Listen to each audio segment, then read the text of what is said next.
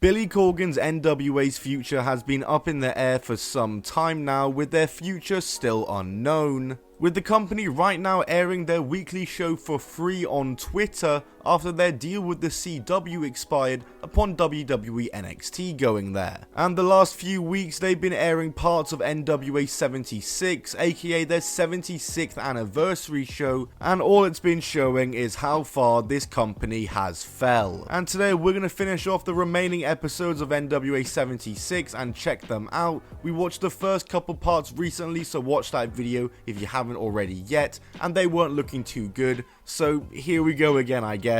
Like the video and subscribe, as for some reason we're discussing the finale of NWA 76.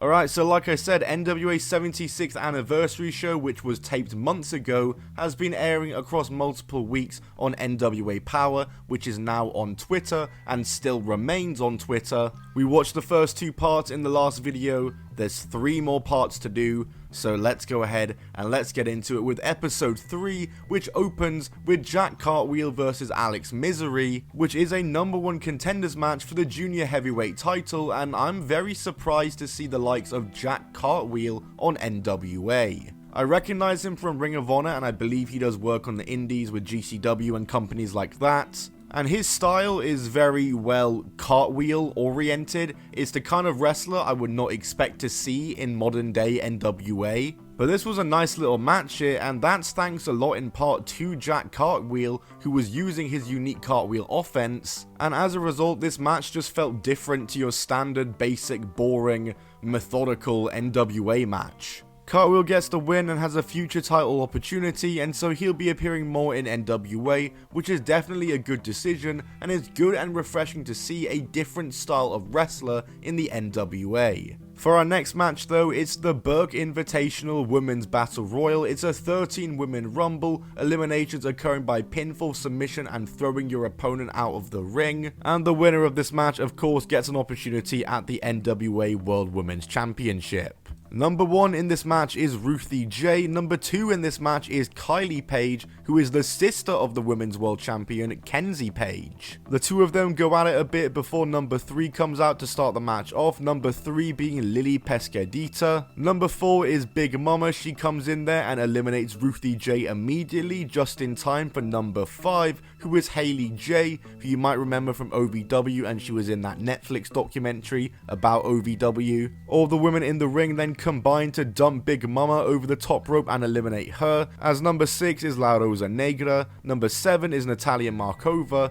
number 8 is Tiffany Nieves, who I also believe is from OVW, as Markova goes and eliminates Lily Pescadita, number 9 is Misty Marks, number 10 is Kayla Rossi, who I very vividly remember from AEW Dark. I knew I had seen her somewhere when she came out, and sure enough I googled it, and she was the muscle for Joey Janela on AEW Dark, which is such a random memory unlocked. She's using her power to dominate everyone in this match before number 11, Adriana Mosley, comes out, as herself and Kayla Rossi start hossing it out. Number 12 is Kelly Madden, who is very quickly sorted out by Kayla Rossi, who eliminates both her and Misty Marks at the same time, before Kayla Rossi is then rolled up by Kylie Page, and then she is eliminated herself. And then number 13 and the final entrant is Santana Garrett of former WWE NXT and also AEW fame. Haley J is eliminated off screen because it happens during a commercial break.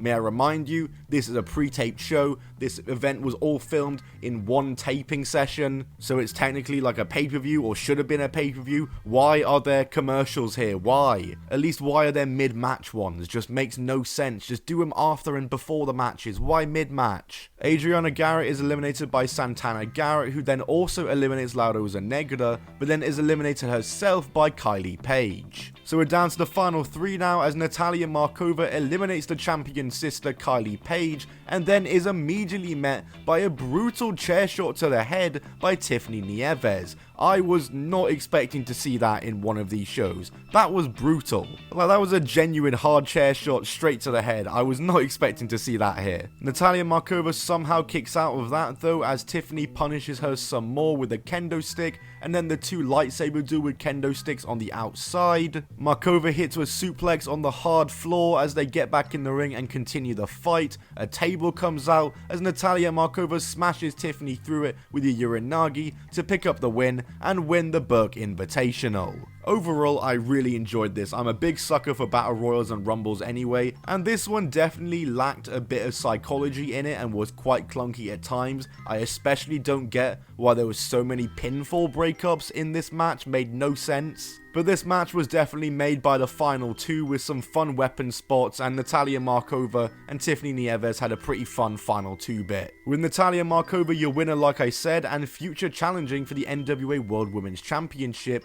probably the best NWA 76 episode so far I've seen, because it brought something different than the other ones did. Best NWA 76 episode so far like I've said, and a good start to this video. Let's see how downhill it's about to go, shall we? As episode 4 starts out with NWA United States tag title action, as it's the Slime Balls versus the Country Gentlemen versus the Fixers versus Daisy Kill and Talos. Daisy Kill and Talos are the champs, and they're accompanied by Vampiro, and this Talos guy as well is absolutely massive. Who is this guy? And after a different and unique episode of NWA 76 Power with matches that felt different to what we usually see in the NWA, this match felt right back to the NWA that we know. It's your classic 4-way tag match, nothing special really, and not really many highlights or notable moments to talk about. It was just a match, and well, if you aren't aware already, that's kind of what 95% of NWA matches are like for you. They're just a match. And the Country Gentlemen pick up the win in this one and win the tag titles for themselves.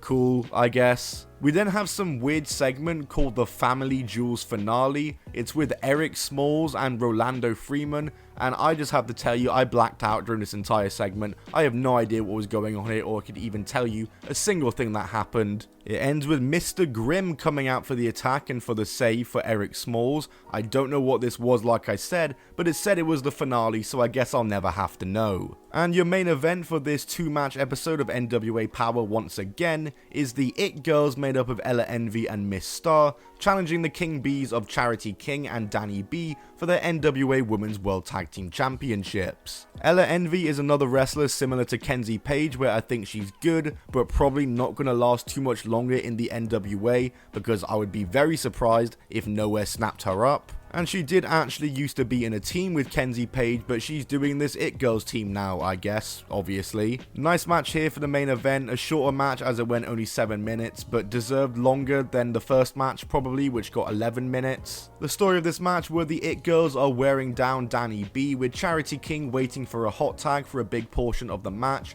She finally gets that hot tag and starts clearing the It Girls, and is just taking it to him as she's battling with Ella Envy, before Danny B is tagged back in with Ella Envy hitting a nice looking TKO on her, and then the finish of the match was kinda weird and I think was botched, as Ella Envy rolls up Danny B after a distraction from Miss Star throwing her neck brace in the ring, but this distraction wasn't necessary at all, as nothing illegal was being done, it was just a roll up. And if anything, only delayed the pinfall for her own teammate and just was a bit weird looking and made no sense really. But Ella Envy gets the 1-2-3, it was a weird one like I said, but Ella Envy and Miss Star aka the It Girls are your new women's tag team champions. Like I said, this match was fine other than that weird finish. Anyway, now it's time for episode 5 and the finale of NWA 76. I really thought episode 4 was the finale before recording this video, because all the title matches have been done, so what could possibly be on episode 5?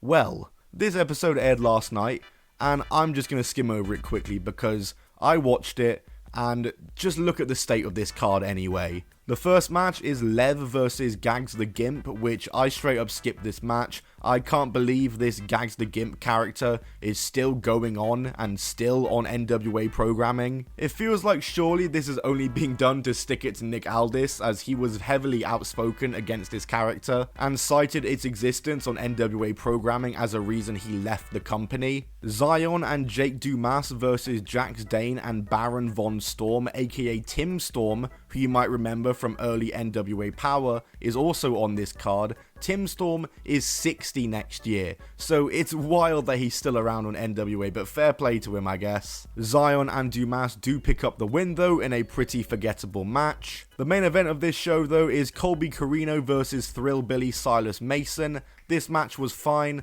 the best of the show, but that's obviously not saying much. Colby Corino is easily one of the best in the NWA right now and should be being pushed more, and I'm very surprised he hasn't been picked up by WWE or AEW yet. I know he was actually signed to the WWE in maybe the last year, but that fell through for whatever reason. But he's a good talent and definitely deserves better. But Silas Mason does pick up the win here and win the final match of these NWA 76 shows. Why was this the finale episode? Why do a finale episode of your 76th anniversary show celebrating 76 years of this company and just put the worst matches on the finale? Like, way to go out on a sour note. But that is it for all of NWA 76 and their shows, and maybe that's it for NWA videos on this channel. I don't know yet. They have recently announced that Samhain 2 will be taking place. I don't know if I'm pronouncing that right, but I'm saying Samhain anyway. The first NWA Samhain show is very infamous because it featured a very infamous segment